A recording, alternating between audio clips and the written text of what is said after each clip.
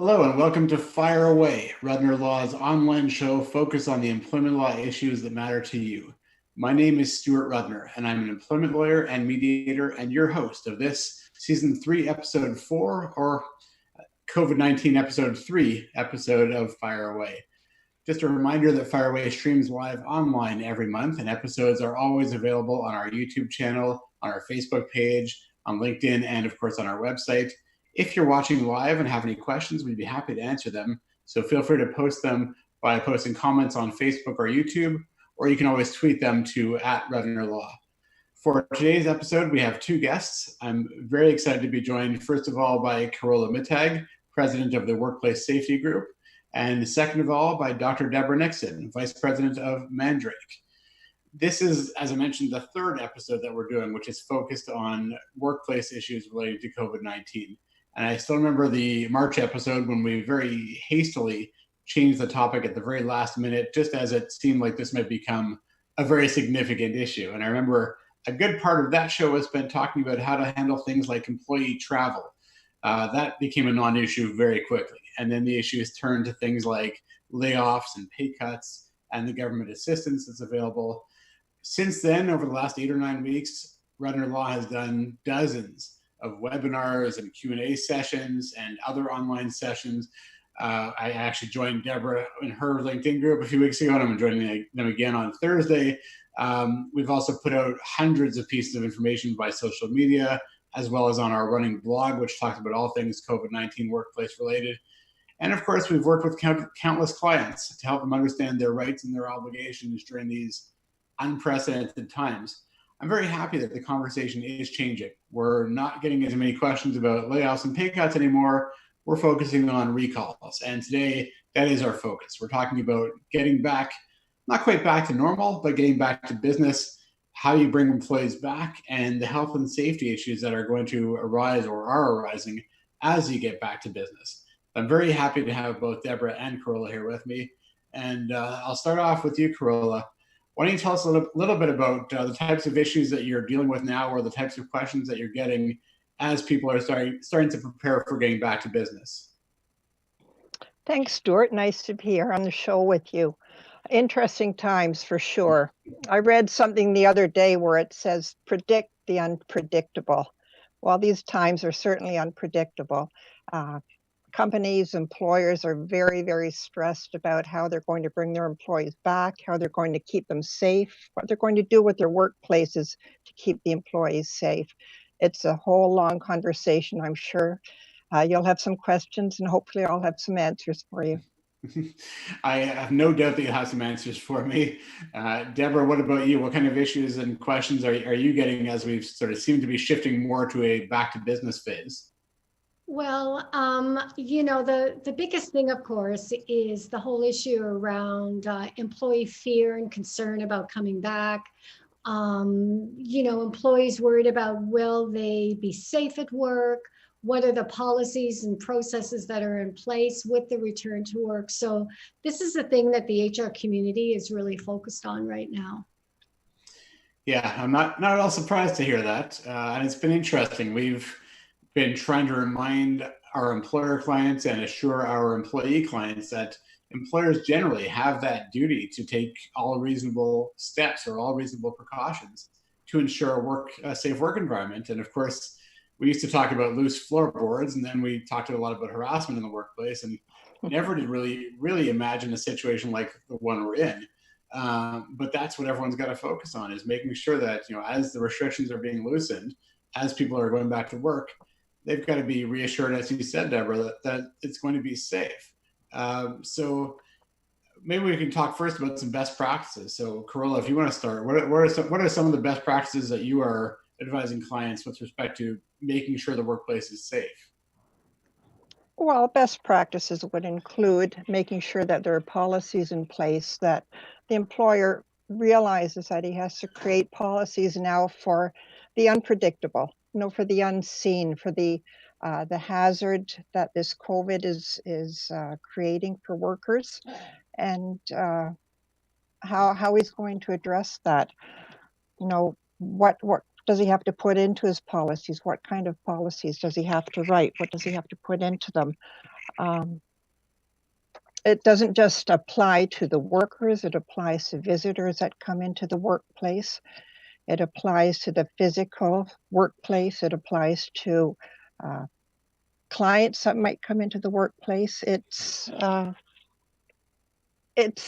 such an insidious issue right now, this COVID virus. It's so insidious that people really don't know how to address it. Well, I think that's the challenge. And the good thing is that the medical authorities, the governments, particularly the government of Ontario, released a very lengthy guideline to maintaining safety in the workplace, and they divided it for different types of workplaces. There are a lot of resources available online, but Deborah, what would you add to that in terms of some of the best practices that you're recommending? Yeah, some of the things that while we're all focused on what goes on in the workplace, one of the biggest issues is how to get to the workplace. And so there are a lot of conversations about those employees that have to commute. So do we want people on transit? If we don't want them on transit, how can we get people to the workplace? The other thing is talking about that phased approach. Returning people absolutely need to be in the workplace at the beginning and allowing the rest of the staff to continue to work from home. I mean, chances are that parents are still going to have to be looking after kids through the summer. So it's not really going to be that feasible for all these people to return to work. So there are a lot of considerations still. Yeah, and I think that's a few really important points actually, but one of the ones you mentioned, the fear of getting to and from work, is something that we're getting a lot of questions on. I mean, I've had a lot of people say to me, well, do I have to go back to work? So that's one of the starting questions, is people don't necessarily want to go back to work. And one of the points that we're making to anyone who will listen is that it's not an option, right? It's no different than if you're working day in and day out. You can't decide on Wednesday after working Monday and Tuesday that you're just not going to go to work today. And that's no different if you've been on a layoff, either officially or unofficially, and now your employer says you have to come back to work. You have to come back to work with some limitations, obviously, and I don't want to go too far down this road now, but if you're entitled to a statutorily protected leave. So you mentioned childcare. In Ontario, we have the COVID-19 workplace leaves, which could apply. You also have entitlement to accommodation if you have childcare obligations, or if you have a medical condition, or if you're immunocompromised and you're at a higher risk, you may not be able to return. So you may be entitled to accommodation, or if there's an unsafe workplace. And I think maybe we'll come back to what you do if you feel that your workplace is unsafe. But I have had a lot of people say to me, I've got employees who they don't want to come back to work. Mm-hmm. And sometimes the reason is the only way they can get to work is public transportation. They're scared of that. Have you guys been handling that situation as well? Carola? At my end, no, I can't say that I have. It's more, they're wanting to go back to work, but again, looking at the conditions at the workplace, what's available to me to keep me safe? Is there PPE that I can use? What is the sanitation situation in the workplace? Those are things that people that I've been dealing with have been questioning. No, fair enough. And Deborah, what about you? Have you had this question? So there are a number of employers who are looking at different strategies. In some cases, right now anyway, with people that have to go in, they're providing Uber. So everybody's masked. The other thing employers are doing is compensating employees who would carpool. So if you would typically take transit, 3 of you get together, you carpool, the employer may pick up the cost of parking, or are there parking spaces available? So employers are really looking at some of these creative options. Yeah, that's interesting to hear. And I guess carpool raises other health and safety issues, but you're always weighing the risks. Mm-hmm. But it's interesting because, from a legal perspective, of course, being unable to get to work is not an excuse for missing work. So at the end of the day, the onus is going to fall on the employee. But Deborah, I think, what you're saying is consistent with what we've seen, which is there is a real sense of community. There is a sense that people are trying to work together to figure out solutions, and Uber, carpooling are certainly two of them. I also want to come back to a point you made, Deborah, which does fit into this somewhat. Very few businesses are going to be able to go from 0 to 100 overnight. You're not going to bring back everyone. So as you said, consider how many employees you actually need. Do you need a full complement or a reduced number? Also, we've been telling our clients to consider the workplace. And if you are going to try to maintain physical distancing, you may not be able to accommodate everyone. So again, that might limit your numbers. But as well, the ideal still is remote work. So if you have people that can work remotely, they should. But the people who need to come back to work will. And then, like you said, it's a staged return as opposed to an overnight all or nothing type of thing. And part of that is assessing the risks. So maybe I'll turn back to you, Carola. I'm curious. I know we've seen a lot of stores, grocery stores. They've had the dividers up, the barriers, the lines on the floor. But have you been working with some of your clients in order to ensure that distancing is maintained as much as possible? Well, we deal a lot with the manufacturing industry and with the construction industry as well, which is different from retail, very, very different from retail or from healthcare, of course, too. In the manufacturing, I'm not sure how careful some of the workers are, Right. you know, and how careful they can be because of the type of work that they're doing.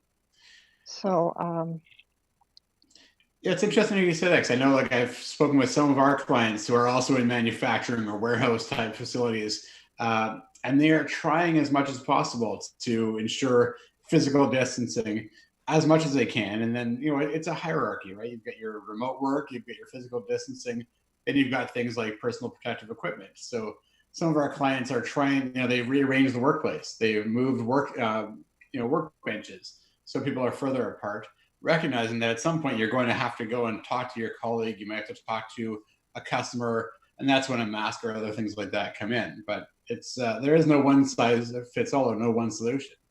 no. I think one of the important things too is that it's really critical for senior leadership to constantly communicate with the employees. So, you know, part of the issue is to build that whole notion of psychological safety into the workplace, so that if you want your employees to come back, you want them to feel safe, it's super important for you to be talking to them about what you're thinking about, what you're planning, what the contingencies are.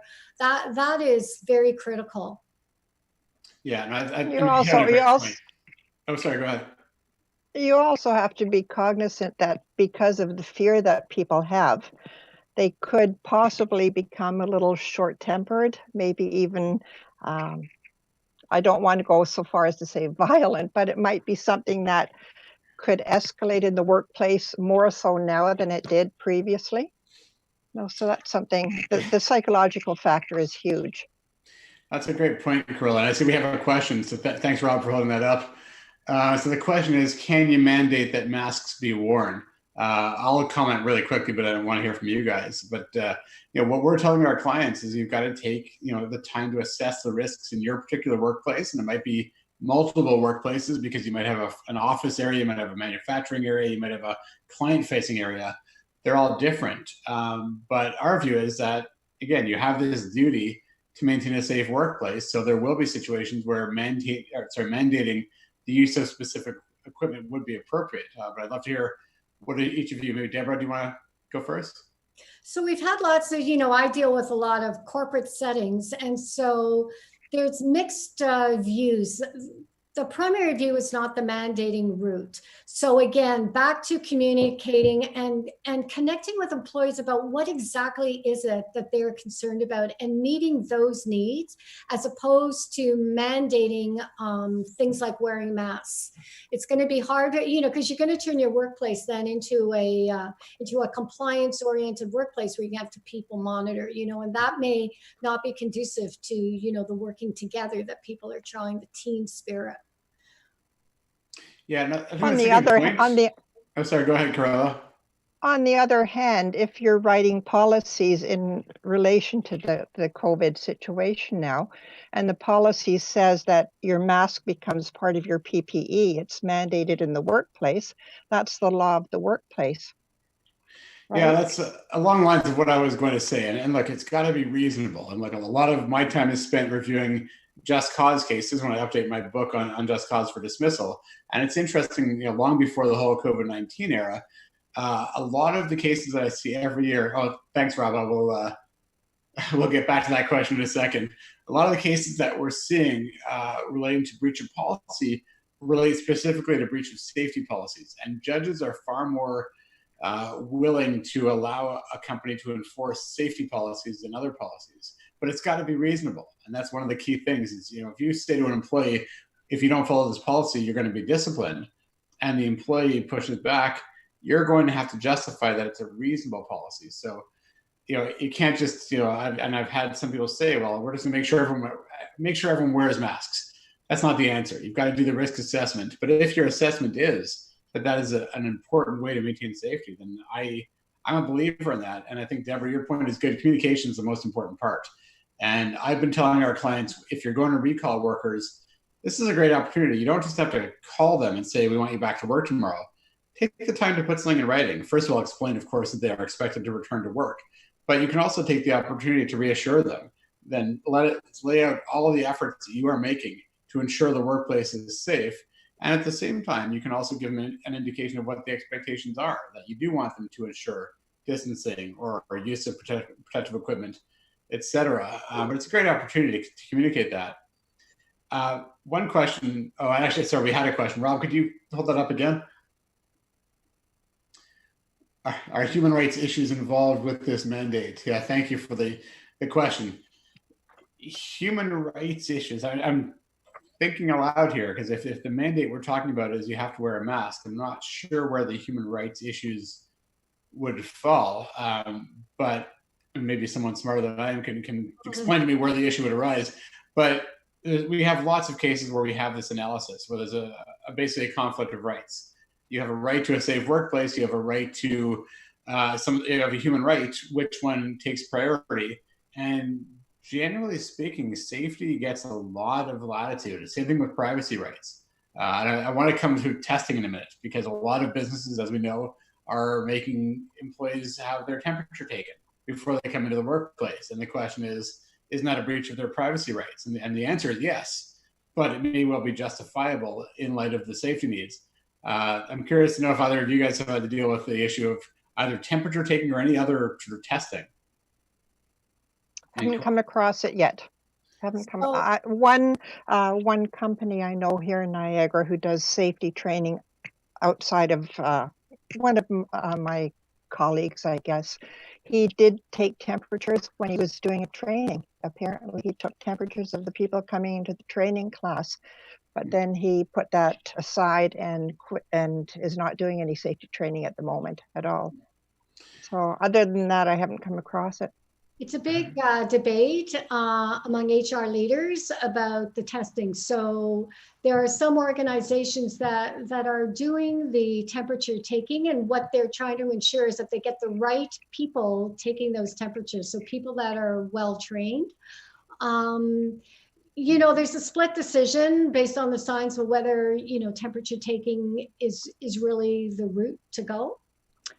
Because your temperature is only as good as the day you take it, right? And we all know that people can mask their temperature. So we're not sure in the community whether that's actually a measure that's useful. No, I think there's two important points I've heard. One is the one you said, Deborah, which is it may not be reliable. And two is it's a breach of someone's privacy. So that's going to factor into the discussion. Again, whether it's a breach of human rights or a breach of privacy rights we're talking about.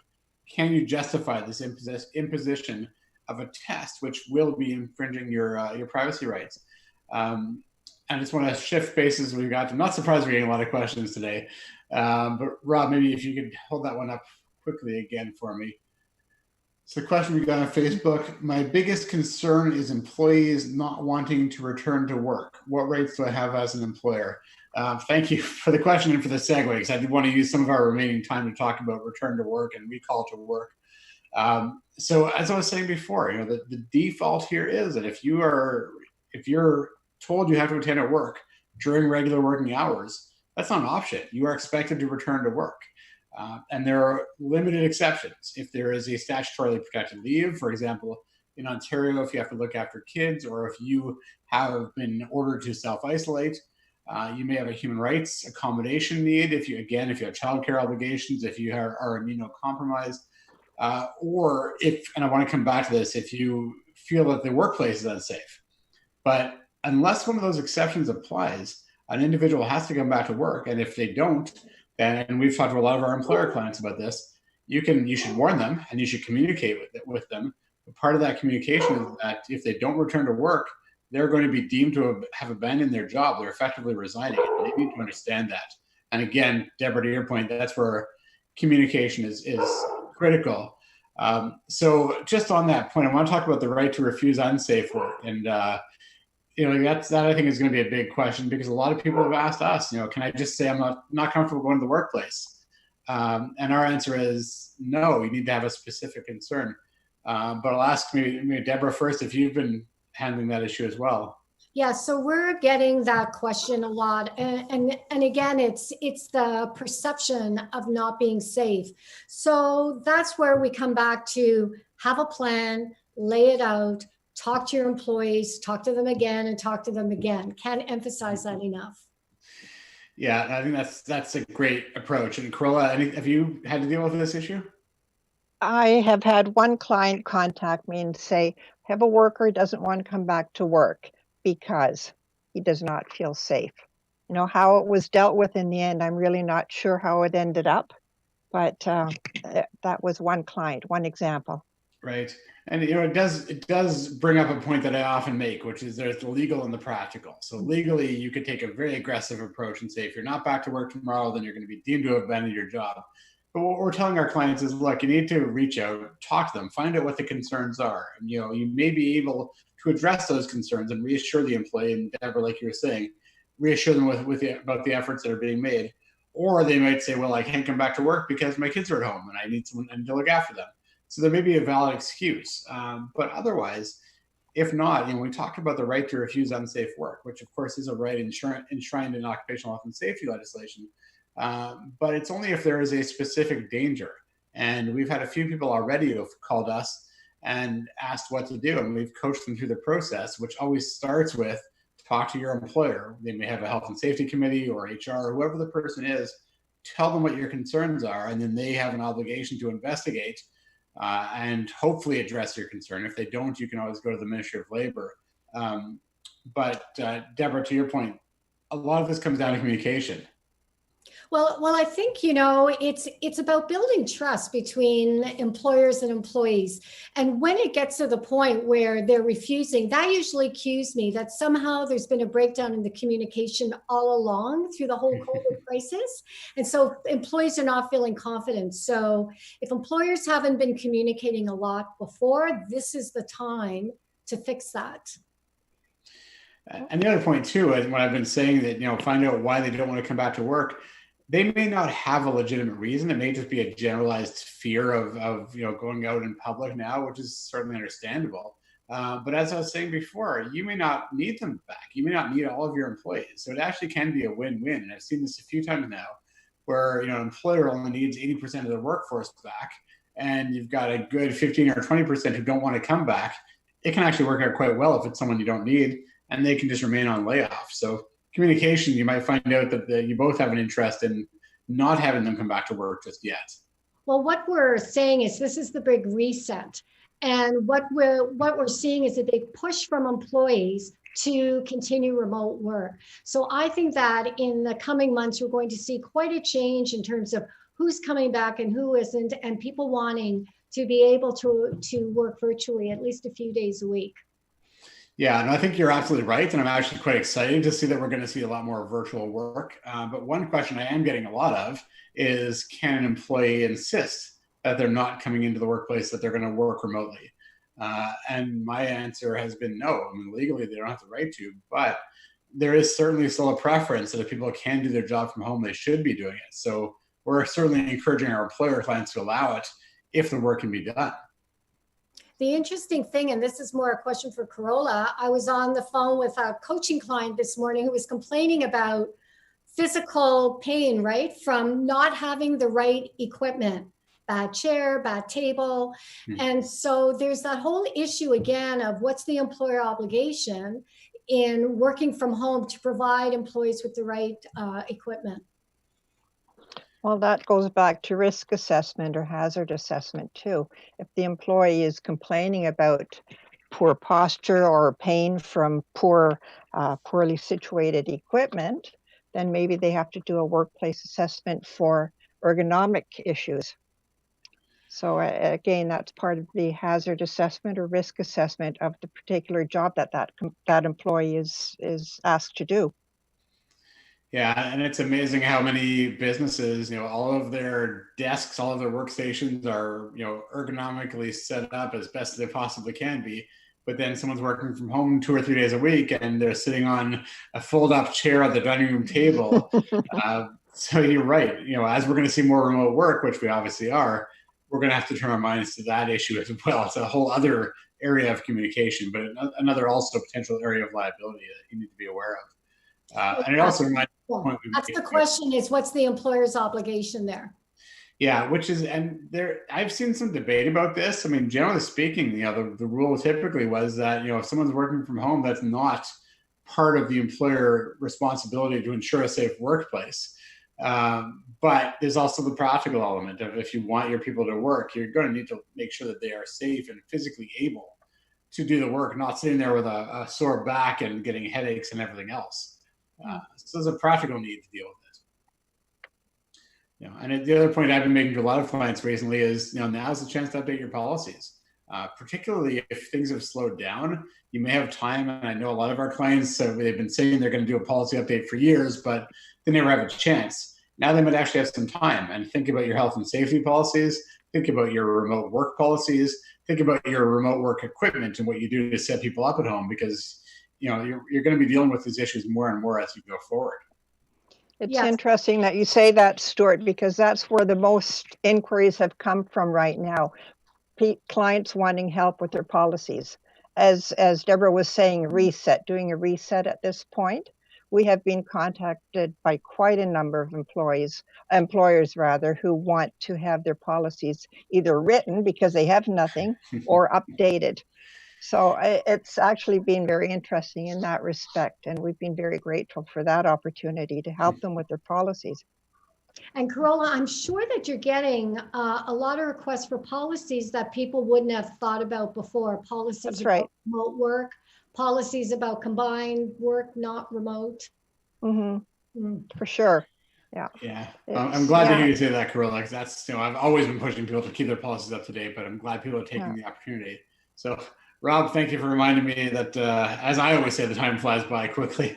So rather than me doing a bit of a rant at the end, I would like to offer both of you the chance to give me your top tip as we, like I said before, we're not necessarily going back to normal, but back to business. So each of your top tips for people as they do.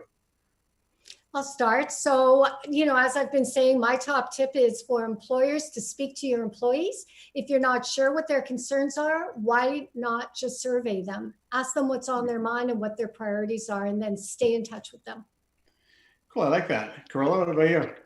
And I would say to employers to continue monitoring the workplace, evaluating the workplace, always looking for ways to find methods to keep the workers safe,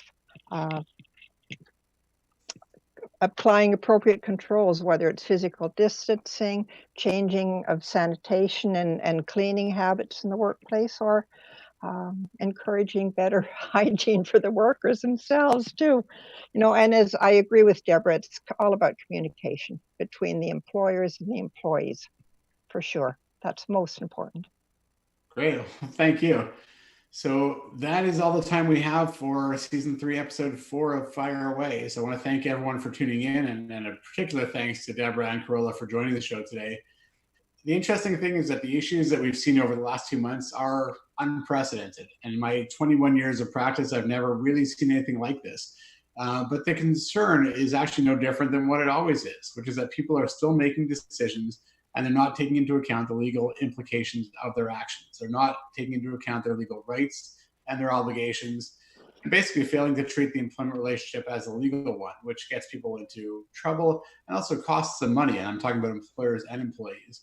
And our approach at Rudner Law is we're not looking to encourage disputes. We just want to make sure people are making informed decisions.